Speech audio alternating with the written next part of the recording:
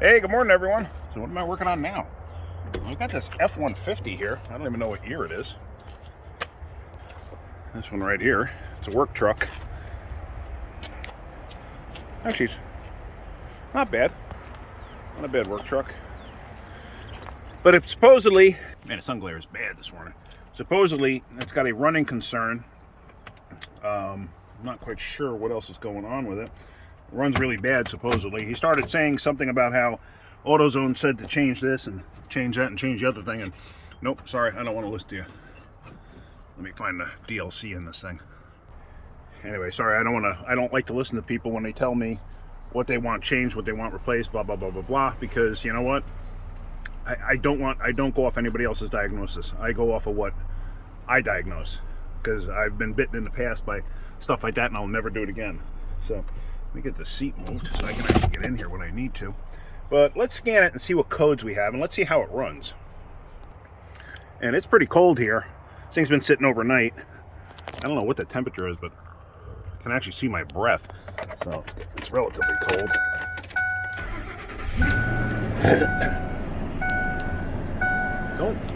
It don't sound bad. It's got check engine light. Well, let's see what we got here. I don't even know what year it is, but like I said, I never check to see what year it is until I start looking at things and figuring out what's going on. And once I need to actually know an actual year, that's when I don't really bother. So let me pull this up. Let me find out what codes are there. Let me find out what codes are there, and then I'll show you. I happen to see this sitting on the seat. It's a throttle body gasket. I'm not quite sure why in the world somebody would have that sitting there. At least I think it's a throttle body gasket. So, okay, it pulled up that information. So look at that, 390,000 miles. It's pretty impressive. But then again, it is a 4.6. 4.6 is a darn good motor. It's just when they went to the 5.4s, the 5.4 was a good motor too until they went to a 3-valve.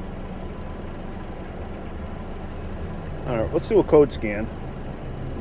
Yeah, sorry, it's on and it's running. But like I said in the past, sometimes you go to do this with the engine running, and it'll come up, it'll actually stall the motor out. So EGR insufficient flow detected, and TAC motor circuit, throttle actuator control motor circuit, maybe? P2100? I'm not 100% positive. I think that may be what that is. Alright. It's at 92%, so it should just about be it. Yep, okay. So TAC motor circuit. I wonder if it'll show me any... Yeah, throttle body. That's kind of what I figured. It's running a little rough, but not bad. It ran rough at first. But right now, it feels smooth as silk. All things considered. Considering the mileage, it doesn't show me right now because I got the door open. But yeah, according to this, it had 300 and whatever thousand miles on it. All right, let me get it to start looking at the throttle body and see what I come up with. Go from there. All right, guys, so I got my scanner hooked up, obviously, and I'm looking at the throttle position sensor. That's the TPS that's out on the throttle body. And throttle position 1 has a range. It goes from a high number to a low number. High meaning it's a 5-volt system, so it's going to be under 5 volts. And the range should be 3.7 to 4.7 volts. And right now it's at 4 volts. Throttle position 2 goes from a low number to a high number, up to 5 volts. And it should be 0.3 to 1.9 fully released. So let me show you the numbers that I got. And I'm going to show you something here is a little askew. Let me get it to a point where you can actually see it. Sorry, the sun glare. You know what? Let me move the truck because the sun glare is just terrible right now. Hold on a second. All right, so there you see it. There's throttle position 1, throttle position 2. This way I can focus in on this. Now I'm going to start pressing the pedal down. Now that 4 volts, 3.99, that should be a little bit higher than that. In my experience, now you can go up to 4.7. See that? And on this one, on 2, you could be from 0.3 to 1.9. However, like I said, the 4 points, I think it should be closer to 4.7 than closer than the 3.7. So see, it hangs out right at 399 to 4. But now watch throttle position 1, which is the bottom reading, right? Yeah, no, 2, I'm sorry. I'm backwards here. So that's the bottom reading there. Now watch, I'm going to start to depress the pedal. You can see that there. And you can see one's going to go down, one's going to go up. Now 4.44 is about where it maxes out.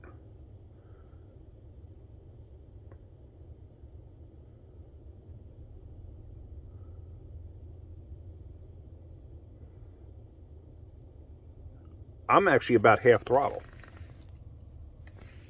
If you listen closely, I just put it to the floor. I came up to about the halfway point. There, it moved a little bit. I'm actually not even moving it. And then it went back to 4.4. There, I just went full throttle. I just backed up to about the halfway point. Now it didn't even move that time. Again, full throttle. Back to about the halfway point. Now you can see the other position sensor does move. See that? So that's an issue. And if you notice too, I had that other code, that EGR code. I'm ignoring that, and I'm going to explain that in a second. All right, so back here under the hood, and the other code, like I said, was the EGR valve. And the reason I'm not going to bother with that is because the customer told me that, can you see the red silicone there? Somebody had made a shim to go in between there to block off the EGR for whatever reason. So I got a funny feeling that that's the reason it's set in the EGR insufficient flow code. Now, if you look, that throttle body does not look like it's original, in all honesty. It looks like somebody's changed it. And if you look close at the TPS, see it's got some damage on it right there, like somebody's been digging into it. So at this point, we're just going to get a throttle body for it. I'm not going to bother with anything else. Somebody's been in here tinkering. Somebody's had this apart. If you look at the screws and stuff, you can see marks on them from where somebody's tried to take them out. So who knows at this point. So right now, it's getting a throttle body. And that's where we're going to go. So let's do that. All right, so I got the new throttle body. So let's throw that on. And it looks pretty simple. It's got that 8mm clamp right there that's got to come off. And it's 4 8mm bolts that hold it to the intake manifold. And then you have 2 electrical connectors. So let's get that changed over. But pretty simple. Got the air hose off, no big deal. It's 2 hose clamps. And then I got the 1 electrical connector off there for the TPS unit there. And then it's 4 bolts. I already took the 3 out. Really no big deal. They're pretty tight, but you know, whatever, they come out. So now let me get this one out. That connector over there, I'm having a problem getting the lock off. So I'm going to get this unbolted first. And once I have this thing unbolted, then I can get that connector off.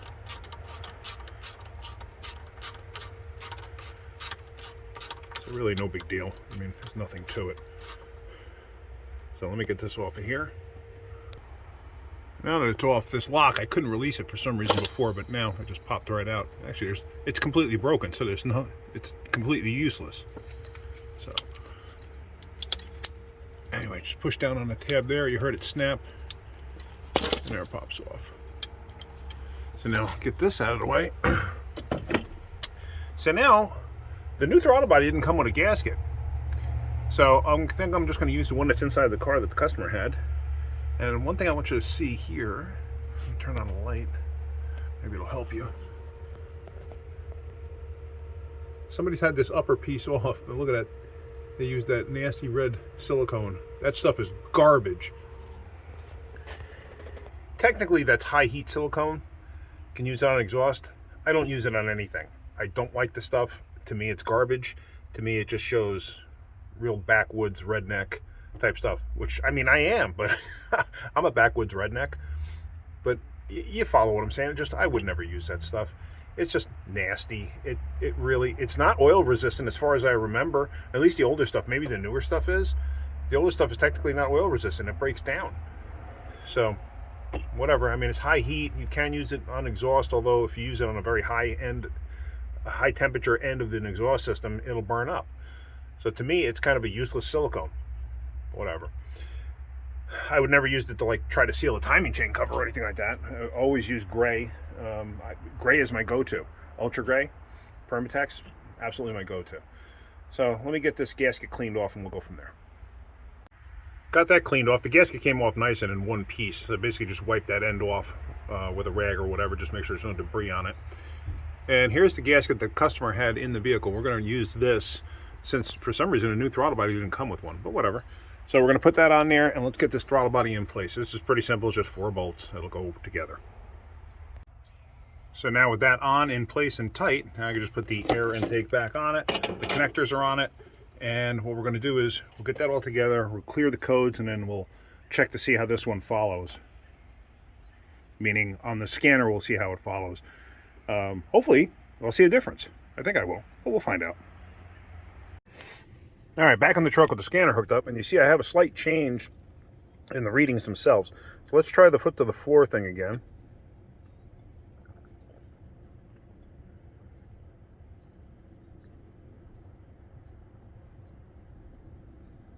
All right, so it stopped at 447, and I was at about 3/4 throttle that time. Let me let up a little bit. See? Yeah, it just let up a little bit. You see, I do get change. I'm holding it steady. Remember before it would pop back up to 444?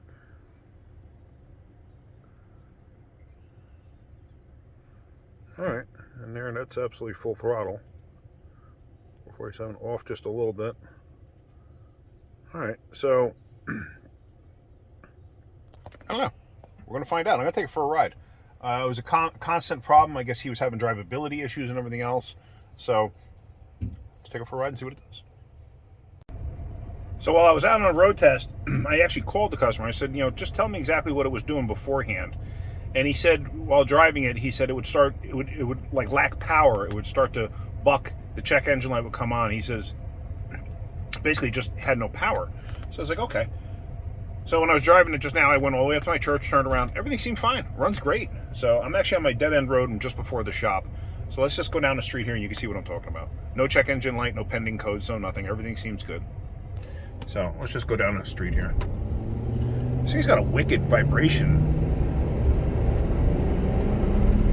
Considering it's got almost 400,000 miles on it. It's not bad. I don't know if you can hear it. I put the camera onto the steering wheel and it's vibrating pretty bad. It feels actually like a U-joint because it's a very fast rotation. And that's a lot of times that's a way to tell like what is exactly making a vibration or whatever. And when you have like a super fast vibration, usually it's a drive shaft related vibration, pinion vibration, something along those lines.